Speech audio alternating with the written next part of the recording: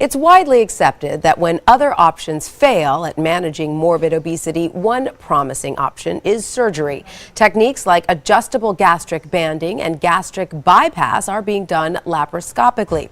And now the two procedures are being compared for individuals in need of surgical weight reduction. A recent study from the University Obesity Center in Brussels showed relatively poor long-term results for gastric banding. Now here to discuss this all is Dr. Karen Boyle. Dr. Boyle, thanks so much for joining us. Thanks for having me back, Tanya. So before we get into these surgical procedures, let's start with discussing what morbid obesity is exactly. So morbid obesity, you want to think about it usually in terms of body mass index or BMI. A normal BMI, which is a height to weight ratio for normal healthy people, is between 18 and 24. Morbid obesity is when the BMI is over 40.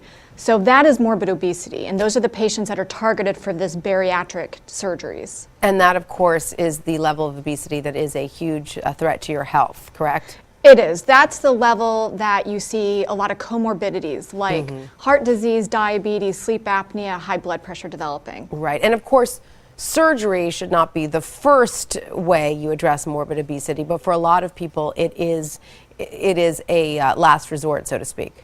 That's right. A lot of people, because the extreme weight that they have, it's difficult for them to exercise. And even though they may reduce a lot of their caloric intake, they can't burn off a lot of that weight. But it should not be the first line therapy for weight loss. All right. Now, speaking of the therapies, Dr. Boyle, what surgeries are currently available to address morbid obesity? Well, bariatric surgery or surgery for weight loss, there are two that are the most popular, and that is gastric banding, laparoscopic usually, gastric banding, and gastric bypass. And there are lots of different kinds of bypass procedures. So those are the two most common that are being done today. And is one more popular than the other at this point? Not necessarily, but gastric banding has gotten a lot of attention because it's easier to perform. They're usually shorter hospital stays with the gastric banding. And with the gastric bypass, it is a longer hospital stay and requires actual cutting of the bowel. So people were interested in the banding specifically because it was easier. And that's what the study examines, is really what is better. Right. Now, before we get into that, tell us quickly what these surgeries do exactly.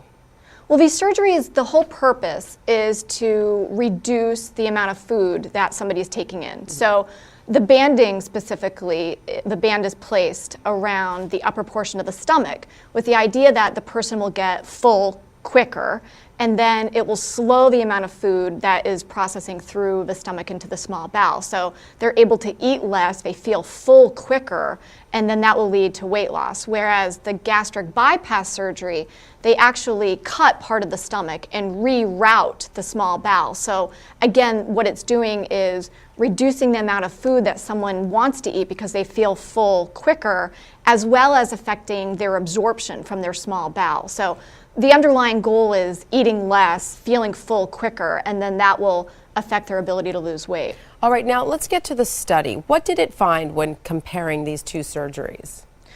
Well, the banding, because it was a much more simple procedure and the hospital stay is a lot shorter, the idea is, well, that was better. But what the study found is actually with the banding, there's a very high reoperation rate. And the reason for that is because it's a device, an adjustable band that's placed around the top of the stomach, that it can often erode into the stomach, which is obviously not good. And those individuals that had the banding needed to have reoperation almost 60% of the time. Wow. In addition, and that's significant, in addition to that, the long-term outcomes, so they looked at 12 years post these surgeries, the long-term outcomes for the banding were not nearly as good as for the bypass surgery. Now, did the band erosion itself cause any health risks, have any side effects? Well, it needs to be removed. So what actually happens is the band, this device that's placed and closed around the top of the stomach, and then it's adjustable so it can be filled and lessened to sort of control how much food can pass through.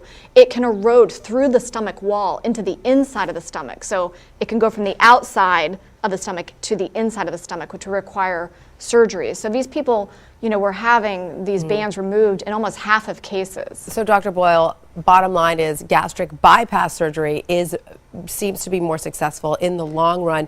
But when it comes to treating obesity, are either of these surgeries, or are they enough? Because I would imagine that there is an emotional component to a lot of the eating that goes on when one is morbidly obese, which may not just affect whether or not you feel full.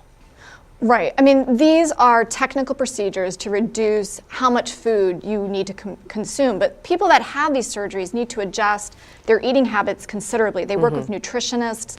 It's a big deal to do this, and it's not the first-line therapy. And it's very important to not only change how you're eating and what you're eating and how frequently you're eating and the volume you're eating, but also to start exercising and look at it as a multifactorial plan to weight loss. Right. Yes, and it's certainly not the last chapter. It's a continuing battle, as you said, Dr. Boyle, correct? That's right. It can fail. So if eventually you go back to your old eating habits and you stretch out, these pouches that are created by these surgeries, you're going to gain weight. And that's obviously not what we want to happen. Right. All right. Thank you so much, Dr. Boyle, for all that great information. And don't forget, you can follow ABC News Now on Facebook and Twitter. Just search ABC News Now.